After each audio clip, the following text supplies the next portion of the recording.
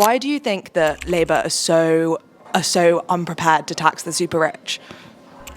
I mean, I think one of the outcomes of high levels of wealth inequality and concentration at the very top is that they get very good at lobbying government. And I think that, unfortunately, that this Labour Party has also been captured by that as well. So I think that's partly the reluctance. I think there are some things around technical details that need to be worked out, but I don't think that's insurmountable. These are debates and conversations that are happening all around the world. So I think there's maybe a little bit of an ideological resistance amongst some at the very top of government, and then the lobbying power of, and I think they think that growth will come from those quarters. I think there's still a sense of a trickle down economy, it doesn't exist. So it's frustrating, because this could really turn it around for them. Because it's not only about generating money; it signals that we are going to do something about this rigged system that is affecting so many of you. Yeah, I think it's really interesting when there's such an appetite for it amongst, like, as a policy amongst the general public,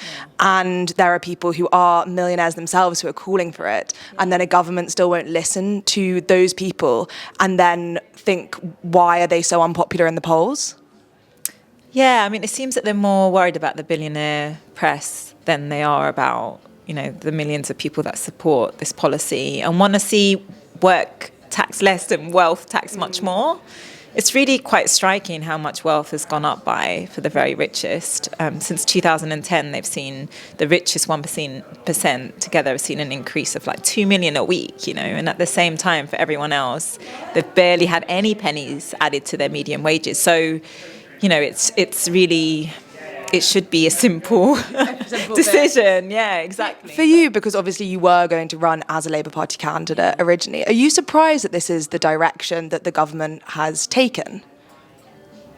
Not really, to be honest, because partly why they got rid of me is because internally I was pushing back on various things, and I remember one time I got told off for talking about corporate greed and the rise of inflation, and was told that would end my candidacy. That's just way too left-wing. Yeah, I mean, it's amazing. I was teaching at LSE at the time, and IMF was saying similar things, but I wasn't allowed to say corporate greed because it was anti-business. So I'm not surprised by their reluctance, but I think this is an idea that generates lots of public support and is generating more and more interest. Like, everyone's talking about wealth tax, and I think it will be unavoidable. If not now, but in years to come, I can see it happening. Do you think there's any space for these ideas within the Labour Party? Do you think there's any space for dissent or debate anymore? I think in recent months, the fact that there was this big rebellion on the welfare cuts, I think there is more space than maybe I'd hoped a year ago or saw a year ago. And I think people are willing to push back a bit because they're worried they're going to lose their seats. I mean, let's face it, like a lot of MPs are thinking this is not working. They go to the doorstep, it's not a good response at all. So, I think there should be room for the dissent, and there should be more and more MPs joining this call, because, like I say, it kind of fits in a few areas. It fits in terms of raising money, and it also fits in terms of giving this Labour Party a clear vision and sense of identity. And like an idea of where they want the country to go. Yeah. And just finally, we were speaking to Jeremy Corbyn a couple of weeks ago, and he was saying, we asked him whether, for Labour MPs who are still in the party, should they stay and try and push back on these things? And he said, oh, well, I think, if that's what they're trying to do, then they're not getting anywhere, and they should leave and join, my new political party that I'm setting up. For you, would you consider joining your party?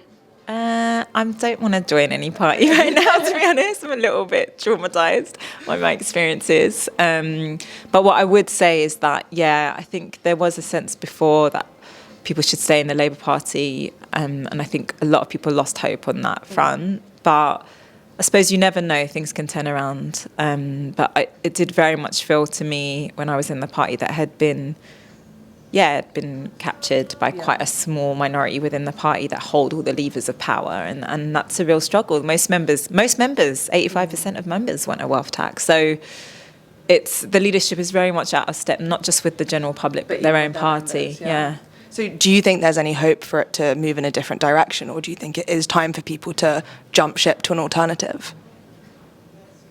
Yeah, I don't have a lot of hope in it, but I understand that people are like, well, you know, what else is established? I think Zach's doing a brilliant job at Greens. I think it's really important to keep organising in your communities, keep pressurising in whatever way you can.